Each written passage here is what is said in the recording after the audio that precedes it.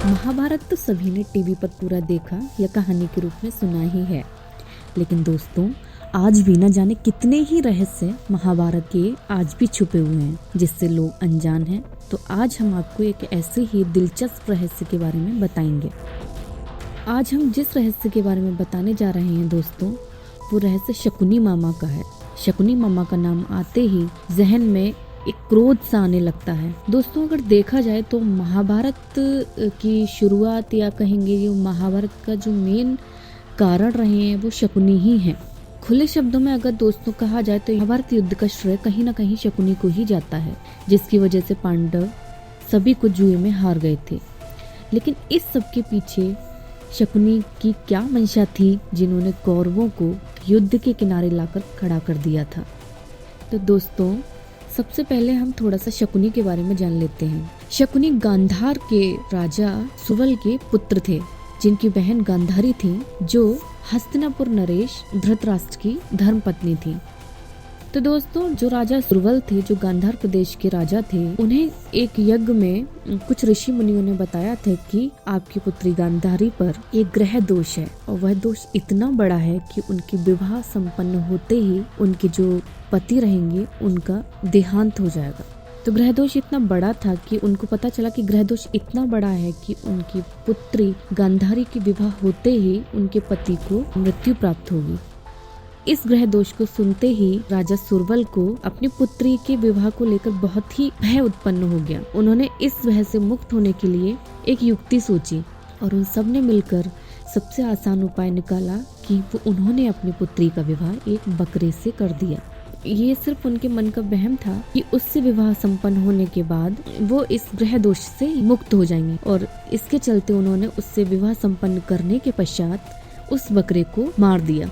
फिर क्या था दोस्तों, गांधारी का विवाह धृतराष्ट्र के साथ कर दिया गया। लेकिन असल परेशानी गांधारी के जीवन में अब शुरू हुई थी, क्योंकि जब धृतराष्ट्र को पता चला कि उनका विवाह एक बकरे की विधवा से किया गया है तो वो बहुत ही ज्यादा क्रोधित हुए और इसका बदला उन्होंने गांधारी के पूरे परिवार से लेने का सोचा।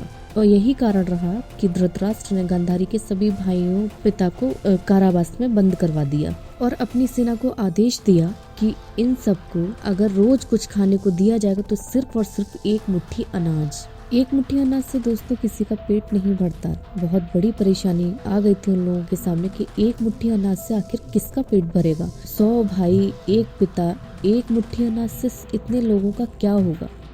उन लोगों ने आपस में सलाह मशवरा करके ये तय किया कि वो एक मुट्ठी अनाज हम अपने सबसे तेज दिमाग भाई शकुनी को रोज देंगे, जिससे कि वो शकुनी हमारे अपमान का बदला ले सके। दोस्तों शकुनी अपने भाइयों में सबसे छोटे थे, लेकिन सबसे छोटे होने के साथ साथ शकुनी दिमाग में उतने ही तेज थे। और दोस्तों यही कारण था कि शकुनी ने अपने अपमान का बदला इस महाभारत युद्ध को कराकर लिया। इस कैद में सुवल का निधन हो गया, लेकिन सुवल की रीढ़ की हड्डी से दोस्तों शकुनी ने अपना पासा बनाया। वो पासा ऐसे ही नहीं था, उसको चमत्कारी पासा कहा जाता था। इसीलिए कहा जाता था कि क्योंकि उसमें शकुनी के पिता की आत्मा वास करती थी। और कहते हैं शकुनी जो भी उस पासे को बोलता था वही नंबर उस पासे में आता था, क्योंकि उसमें उनके पिता सुनते थे। और यही कारण था कि पासा हमेशा शकुनी को जीत दिलाता था, और वही पासे की जीत के कारण ही आखिर महाभारत युद्ध हुआ था। तो दोस्तों इसीलिए इस पासे को चमत्कारी पासा कहा जाता है।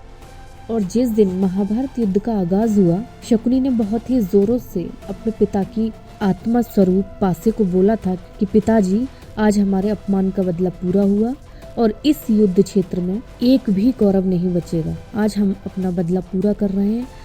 शकुनी ने उस पासे को यमुना में प्रवाहित किया। कहा जाए तो मतलब उन्होंने अपने पिता की अस्थि को विसर्जित किया था। लेकिन कब? जब उन्होंने अपने अपमान का बदला पूरा किया।